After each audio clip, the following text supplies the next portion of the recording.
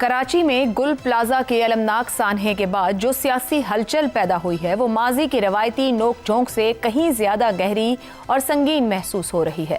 मुत्तहिदा कौमी मूवमेंट और peoples party के दरमियान कराची की गवर्नेंस पर इख्तिलाफात हमेशा से ही मौजूद रहे हैं। कभी ये इख्तिलाफात उसूली बयानियों तक महदूद रहे तो कभी सियासी मजबूरियों के तहत नूरा कुश्ती में बदल गए। मगर क्या इस बार सूरत हाल मुख्तलिफ दिखाई देती है? MQM की जानिब से कराची को बराह रास्त वफाक के कंट्रोल में देने का मुतालबा क्या महज एक वक्ती सियासी नारा है या इसके पीछे शहरी अलमिये, मुसलसल सानेहात और अवामी गुस्से का पूरा पस मंजर भी मौजूद है? मुस्तफ़ा कमाल, फारूक सत्तार और MQM के लीडर्स की गुफ्तगू में जो तलखी, बेबसी और इश्तियाल नजर आ रहा है, क्या वो किसी वक्ती सियासी मफाद का ही हिस्सा है? दूसरी जानिब जमात इस्लामी ने भी गुल प्लाजा सानहे के बाद सिंध हुकूमत को कटहरे में खड़ा किया हुआ है। हाफिज नईमुर रहमान का सिटी गवर्नमेंट पर जोर देना दरअसल एक तीसरा बयानिया है जो न सूबाई कंट्रोल को मसले का हल समझता है और न ही विफाक को। उनका मौक़िफ़ है कि असल मसला ताकतवर, बाइख्तियार और मुंतखब बल्दियाती निज़ाम की अदम मौजूदगी है। इस्तांबुल की मिसाल देकर वो ये बावर करवाने की कोशिश करते हैं कि जदीद शहरों को चलाने के लिए महकमों की भरमार नहीं बल्कि एक मजबूत शहरी हुकूमत दरकार होती है। पीपल्स पार्टी के लिए सूरत हाल माजी के मुकाबले में कहीं ज्यादा मुश्किल हो सकती है। एक तरफ इत्तेहादी हुकूमत की मजबूरी है जहां विफाक में पीपल्स पार्टी की हिमायत के बगैर सियासी तवाजुन बिगड़ सकता है, और दूसरी तरफ कराची के मुसलसल सानेहात हैं जो अखलाकी और सियासी दबाव बढ़ा रहे हैं। माजी में पीपल्स पार्टी अक्सर ये मौक़िफ़ इख्तियार करती रही है कि कराची के मसाइल तारीखी हैं और तमाम ही जमातें इसकी जिम्मेदार हैं, मगर अब ये दलील कमज़ोर पड़ती दिखाई देती है क्योंकि तवील अरसे से सिंध में इख्तिदार पीपल्स पार्टी ही के पास है। सवाल ये नहीं कि कराची को सूबे से अलग किया जाए या नहीं, या फिर सिटी गवर्नमेंट फौरी हल है या नहीं। असल सवाल ये है कि क्या अब भी सिंध हुकूमत इस बहरान को सियासी महारत से टाल लेगी या इसे कम अज कम एक महदूद सियासी कीमत अदा करना पड़ेगी। शायद ये कीमत मुकम्मल निज़ाम की तब्दीली ना हो, मगर बल्दियाती इख्तियारात में इजाफा, वसाइल की मुनसिफाना तकसीम या फिर इंतजामी इस्लाहात की सूरत में कुछ ना कुछ देना पड़ सकता है। गुल प्लाजा का सान्हा महज एक इमारत का जलना नहीं, ये उस निज़ाम का जलना था जो बरसों से कराची के शहरियों को तहफ़्फ़ुज़ देने में नाकाम रहा है। अगर इस बार भी इस अलमिये को सियासी बयानात, इल्ज़ामात और वक्त की नज़र कर दिया गया तो सवाल सिर्फ कराची नहीं, पूरे निज़ाम की अखलाकी साख पर उठेगा। इसी पर पैनल की राय जानने की कोशिश करते हैं कि ऊंट किस करवट बैठेगा। हमारे साथ हैं हसन निसार, शहजाद चौधरी, आमिर अहमद खान और ज़ैगम खान साहिब। प्रोग्राम का सवाल आप सभी के लिए। गुल प्लाजा सान्हा, वज़ीर आला सिंध के इस्तीफे का मुतालबा, क्या इस बार भी MQM और पीपल्स पार्टी का तसादुम महज नूरा कुश्ती या हकीकी सियासी टकराव? ज़ैगम साहब, आपके ख्याल में क्या महारत से पीपल्स पार्टी माजी की तरह इस बार भी सिचुएशन को हैंडल कर जाएगी, या इस बार कुछ ना कुछ करके दिखाना पड़ेगा, कुछ आगे बढ़ के सियासी स्पेस दूसरों को देना पड़ेगी? इस बार क्या ऐसा नया हो गया कि पीपल्स पार्टी इसको नहीं संभाल पाएगी? अगर इस वक्त नूरा मरहूम खुद जिंदा सलामत होते तो शायद ऐसा दंगल वो भी ना करवा पाते जिस तरह के पीपल्स पार्टी और MQM आज खुद कर रहे हैं। ये दोनों पार्टियां एक दूसरे की इंश्योरेंस पॉलिसी हैं। पीपल्स पार्टी इस वक्त सलामत है दो चीज़ों पे, एक सॉफ्ट सिंधी नेशनलिज्म पर और दूसरा अपने सिस्टम पर।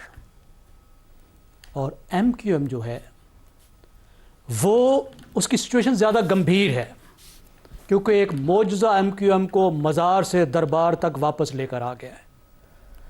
अब MQM को पीपल्स पार्टी की ज़रूरत है क्योंकि वो भी एक लिसानी जमात है, और पीपल्स पार्टी को MQM की ज़रूरत है क्योंकि वो भी एक सॉफ्ट सिंधी नेशनलिस्ट पार्टी बन चुकी है। तो जब एक दूसरे के ख़िलाफ़ ये इस तरह की धींगा मुश्ती करते हैं जिसमें लिसानियत का अंसर होता है तो उसमें मसाइल तो गुम होकर रह जाते हैं, लेकिन दोनों की जो कोर वोट बैंक है वो एक दूसरे के करीब आ जाती है। अब अगर हम कराची को देखें तो देखिए, कराची का बहरान गवर्नेंस का बहरान है, अवाम के लिए एक अजाब बन चुका है क्योंकि वो इंस्टीट्यूशन सिंध के जो घोटकी और जैकबाबाद और कश्मीर को नहीं चला सकते, वो इंस्टीट्यूशंस किस तरीके से दुनिया के एक बड़े मेगा सिटी को, एक इंतहाई पेचीदा शहर को चला सकते हैं, वो इंस्टीट्यूशंस का हाल है। और कैसे कराची जैसा शहर उस सिस्टम का बोझ उठा सकता है जिस सिस्टम के तहत पीपल्स पार्टी पूरे सिंध को कराची समेत चला रही है। तो नतीजा क्या निकला है कि अरूसल बलाद, जिसका मतलब है शहरों की दुल्हन, वो शहरों का मलंग बन चुका है, जिसकी कोई चीज़ सलामत नहीं, कोई हालत नहीं। और शहर तो गया, पाकिस्तान की मईशत को भी ले डूबा। कराची के इस हालत की कीमत पूरे पाकिस्तान ने दी है, पूरे पाकिस्तान की मईशत ने दी है, क्योंकि कराची वो शहर है जो पूरे पाकिस्तान की मईशत को उठाने की सलाहियत रखता था और रखता है। अब हल क्या है? हल बड़ा वाज़ेह है कि जो इंस्टीट्यूशंस डिलीवर नहीं कर रहे, वो इंस्टीट्यूशंस बिल्ड होने चाहिए। इंस्टीट्यूशंस के बगैर न सिंध चल सकता है, ना कराची चल सकता है। डेवोल्यूशन की ज़रूरत है। दुनिया भर के मेगा सिटीज़ अपने आप को खुद चलाते हैं, खुद मैनेज करते हैं, कोई मसला नहीं है। ज़ैगम साहब, दो बातों को कमेंट कीजिएगा। एक, वो इस्तांबुल सिस्टम की बात की है जमात इस्लामी ने, जो खुद 1 फरवरी को एहतजाज किया, वो हल हो सकता है। और फिर आपने इंस्टीट्यूशंस की बात की कि उनको काम करना होगा, मगर यही इंस्टीट्यूशंस तो उस सिस्टम का हिस्सा है जिसका आप बार बार जिक्र कर रहे हैं। क्या सिस्टम भी समझ रहा है कि कुछ करना पड़ेगा? देखिए, सिस्टम का मतलब है इन इंस्टीट्यूशंस को कैसे कैश काउ बनाना है। सिस्टम का मतलब इंस्टीट्यूशंस नहीं है। सिस्टम का मतलब इंस्टीट्यूशन डिसफंक्शनैलिटी काज करके, उनको चलने से रोक के, उनको करप्ट करके, उनको खराब करके, उनसे दूध निकालना है। फंक्शनिंग इंस्टीट्यूशंस अगर होते तो वो सिस्टम होता जो सिस्टम होना चाहिए था, गुड गवर्नेंस का सिस्टम। देखिए, इस्तांबुल भी उन शहरों में से है, और एक शहर नहीं है। दुनिया का हर मेगा सिटी, वो वेस्ट का हो या ईस्ट का हो, वो लोकल गवर्नमेंट के तहत चलता है। लोकल गवर्नमेंट ही उसको चला सकती हैं। वो स्टेट का, न्यूयॉर्क अपनी स्टेट का हिस्सा है, लेकिन न्यूयॉर्क खुद अपने आप को चलाता है, उसकी पुलिस अपनी है। वो पोर्ट्स को चलाता है, वो एयरपोर्ट को चलाता है, वो अपने आप को मैनेज करता है, वो उल्टा विफाक की मदद करता है। इतना जबरदस्त शहर है, इतने जबरदस्त वहां के इंतजामात हैं। लंदन को देख लें, बम्बे को देख लें, तो वही मॉडल तो वही है। लेकिन अब देखें ना, अब ये हजरात क्या करते हैं, क्योंकि मसले का हल नहीं करना, मसला ये है कि किसी ना किसी तरीके से अपनी जगह बनानी है। कि जो मज़ार से आगे हैं दरबार तक, दरबार में तो जी, अब देखिए, अब वो क्या कह रहे हैं। मुस्तफ़ा कमाल साहब ने क्या किया, बजाय इसके कि इन मसाइल पर बात करते, डेवोल्यूशन की बात करते, उन्होंने सेंट्रलाइजेशन डिमांड की है। माशाल्लाह, वो कहते हैं इस्लामाबाद से मिला दो जी भाई। यहां जो है मुस्लिम लीग नवाज तुमको ज्यादा बेहतर चला देगी, जो साल में एक दफा तशरीफ नहीं ले जाते। ठीक हो गया, इस्लामाबाद में बैठी पार्टियां आपको चलाएंगी। आपको डेवोल्यूशन चाहिए, सेंट्रलाइजेशन क्या चाहिए, और वो बहस ठीक हो गया। क्लैरिटी नहीं है अभी भी लीडरशिप के पास, कुछ हो नहीं सकता। दुरुस्त हो गया। उनको क्लैरिटी है, उनको क्लैरिटी है कि हमारा मफाद किसमें है, अपना मफाद चाहिए। तो बात तो फिर वहीं आ गई कि अवाम तो कहीं नहीं है। शहजाद चौधरी साहब, ये शिद्दत से इस्तीफे मांगे जा रहे हैं एमक्यूएम की तरफ से भी, जमात इस्लामी भी ये कह रही है।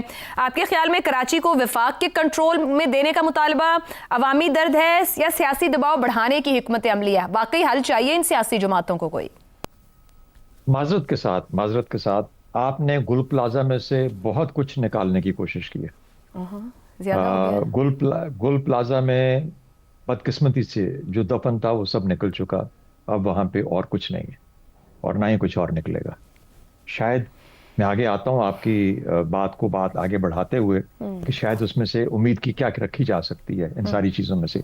लेकिन एक नजर हम देख लेते हैं चीफ मिनिस्टरों की लिस्ट के ऊपर, जो कि सिंध के चीफ मिनिस्टर रहे।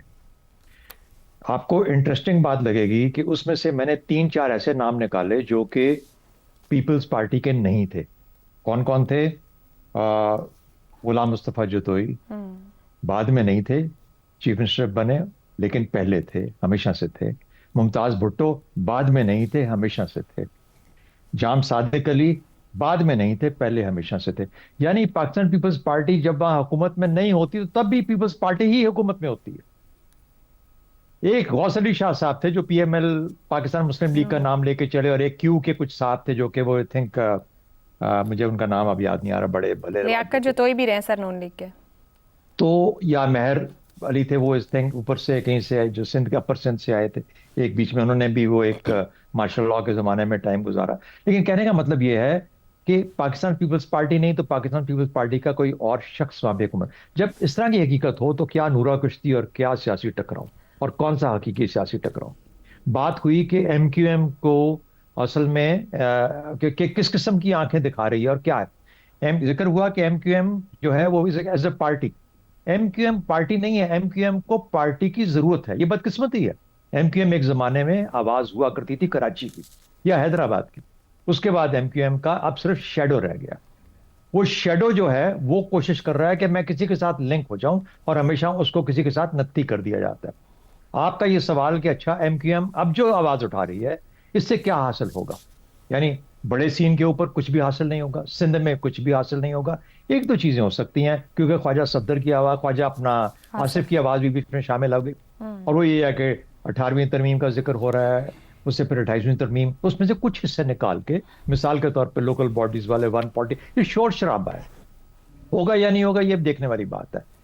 तो इसलिए नूरा कुश्ती का तो सवाल ही पैदा नहीं होता, क्योंकि उनमें बेचारों में जान ही नहीं है। नूरा कुश्ती तो वो करे जो बराबर की टक्कर में हो और फिर भी बीच में मिले मिलाए हो। इनको तो किसी के साथ नत्थी कर दिया जाता है एमकेएम वालों को, उनमें अब वो जान ही नहीं रहेगी। मुस्तफा कमाल साहब वजारत सेहत छोड़ेंगे अपनी, चाहे जो मर्जी बातें करते रहे। तो इसलिए बदकिस्मती से ना मुझे कराची का, जब तक पाकिस्तान पीपल्स पार्टी, और अब पार्टियां हैं कौन सी सिंध के अंदर, नेशनलिस्ट खत्म हो गए, तरक्की पसंद को खत्म करके रख दिया, एक दो आवाजें रह गई, मुश्किल से कुछ भी नहीं रह गया वहां पे। क्या है, पीटीआई कराची में 17 सीटें ले गई थी एक जमाने में, उसके बाद अब खत्म हो गई। एमक्यूएम जब कोई दे दे तो जो दे दे वो ले लेते हैं, कुछ भी नहीं रह गया उनके पास। या वो सिंध के अंदर अपने पगाड़ा साहब बैठे हैं जिनकी वो हकीकी या क्या फंक्शनल मुस्लिम लीग है। तो मेरा ख्याल है कि कुछ कोई कंपटीशन है ही नहीं पाकिस्तान पीपल्स पार्टी तो का। शहजाद साहब, आप ये कह रहे हैं कि माजी की तरह कराची के बहरान से पीपल्स पार्टी सियासी महारत से निकल जाएगी, कोई कंपटीशन ही देने वाला नहीं है। सिंध की बदकिस्मती समझ लीजिए, सिंध की बदकिस्मती समझ लीजिए कि सिंध की किस्मत में ये जो मखदूम और ये सारे बड़े और वडेरे यही रह गए, और सिंध का हाल वही होगा जो कि है, जैसा चलता रहा है। मुझे तो कराची का अफसोस होता है कि कराची का जो हाल हो गया, और इसमें से अगर हम गुल प्लाजा में से कराची की कोई बेहतरी ढूंढते हैं तो वो कम से कम नहीं मिलने वाली। कितने साने आए, कितने गुजर गए, इसमें से क्या निकलेगा? अगर इस हुकूमत में जान है, वफाकी हुकूमत की बात कर रहा हूं, अगर इसमें जान है तो 28वीं तरमीम के अंदर 18वीं तरमीम के कुछ हिस्से निकाले, उनको वेरीफाई करे, उनको चेंज करे, उनको वेरिएशन क्रिएट करके फिर 28वीं तरमीम लेके आए, 140A को तहफ़्फ़ुज़ दे, और मुकम्मल तौर पे एक सेंट्रल प्रोग्राम बनाए जो कि पूरे मुल्क के लिए लागू हो, एक ही जैसी पॉलिसी। तो फिर मैं कहूंगा कि हाँ, इसके अंदर से कुछ निकल सकता है, लेकिन उसका ताल्लुक गुल प्लाजा से नहीं, वफाकी हुकूमत की रीढ़ की हड्डी से। ठीक हो गया।